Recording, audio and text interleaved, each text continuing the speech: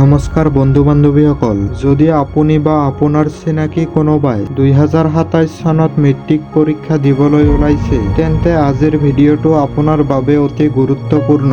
কাৰণ অসমৰ ৰাজ্যিক বিদ্যালয় শিক্ষা পৰিষদে অৰ্থাৎ ASSEBয়ে নতুন শিক্ষা নীতিৰ আধাৰত 2027 বৰ্ষৰ মেট্ৰিক পৰীক্ষালৈ 5টা ডাঙৰ পৰিৱৰ্তন আনিছে। গতিকে আজিৰ ভিডিঅ'টো একেবাৰে স্কিপ কৰি নাচাব।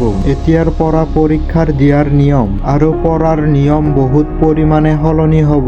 আজিৰ ভিডিঅ'টোত আপোনালোকক পৰীক্ষাৰ্থীসকলৰ বাবে 5টা নতুন আপডেট একেবাৰে সহজ ভাষাৰে বুজাই দিম। গতিকে ভিডিঅ'টো অলপো স্কিপ নকৰি শেষলৈ চাব। প্ৰথমটো আৰু আটাইতকৈ ডাঙৰ আপডেটটো হ'ল উত্তীৰ্ণ নম্বৰৰ পৰিৱৰ্তন। ইয়াৰ আগলৈ মেট্ৰিক পৰীক্ষাত পাছ কৰিবলৈ 30% নম্বৰ প্ৰয়োজন আছিল, কিন্তু 2027 চনৰ পৰা CBSE আৰ্হিত প্ৰতিটো বিষয়তে পাছ কৰিবলৈ ন্যূনতম 33% নম্বৰ লাভ কৰাটো বাধ্যতামূলক হ'ব। থিয়ৰী আৰু প্ৰেক্টিকেল বা এছাইনমেণ্ট দুয়োতে নম্বৰৰ নিয়ম অধিক কঠিন কৰা হৈছে। সেয়েহে কেৱল এটা অংশত ভাল নম্বৰ পালেই নহ'ব, দুয়োটা অংশতে মনোযোগ দিব লাগিব। এতিয়াৰ পৰা কেৱল ফাইনেল পৰীক্ষাৰ বাবে পঢ়িলেই নহ'ব। ইউনিট টেষ্ট, হাফ ইয়াৰলি আৰু টেষ্ট এক্সামিনেশ্যন নম্বৰ স্কুল কৰ্তৃপক্ষই বৰ্ডৰ অফিচিয়েল নম্বৰ এন্ট্ৰি পৰ্টেলত আপলোড কৰিব লাগিব। অৰ্থাৎ গোটেই বছৰ জুৰি আপোনাৰ পাৰফৰ্মেন্সৰ ওপৰত গুৰুত্ব দিয়া হ'ব।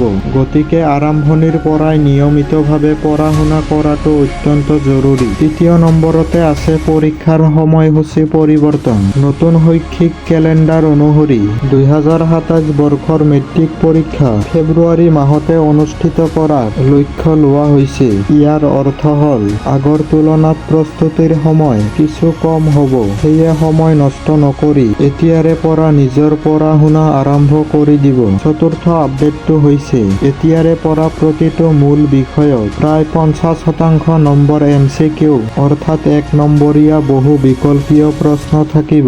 ইয়াৰ ফলত ছাত্ৰ-ছাত্ৰীয়ে বিষয়বস্তুৰ মূল ধাৰণাবোৰ ভালদৰে বুজিব লাগিব। পঞ্চম আৰু এটা ভাল খবৰ হ'ল পুনৰ নামভৰ্তি নকৰাকৈ পৰীক্ষা দিয়াৰ সুযোগ। যদি কোনো ছাত্ৰ-ছাত্ৰীয়ে কিবা কাৰণত এটা বা দুটা বিষয়ত ফেইল কৰে, তেন্তে তেওঁলোকে স্কুলত পুনৰ নামভৰ্তি নকৰাকৈয়ে পৰৱৰ্তী বছৰত নিয়মীয়া পৰীক্ষাৰ্থী হিচাপে পৰীক্ষা দিয়াৰ সুযোগ লাভ কৰিব।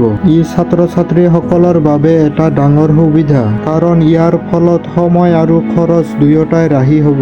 এয়াই আছিল 2027 বৰ্ষৰ মেট্ৰিক পৰীক্ষাৰ 5টা গুৰুত্বপূৰ্ণ আপডেট। এতিয়া কমেণ্ট কৰি জনাব, এই নতুন নিয়মসমূহৰ ভিতৰত কোনটো নিয়মে আপোনাক আটাইতকৈ বেছি প্ৰভাৱিত পেলাব বুলি ভাবিছে আপুনি। ভিডিঅ'টো যদি আপোনালোকৰ অলপ হ'লেও সহায় হৈছে, তেন্তে ভিডিঅ'টো এটা লাইক কৰি চেনেলটো ছাবস্ক্ৰাইব কৰিব নাপাহৰিব।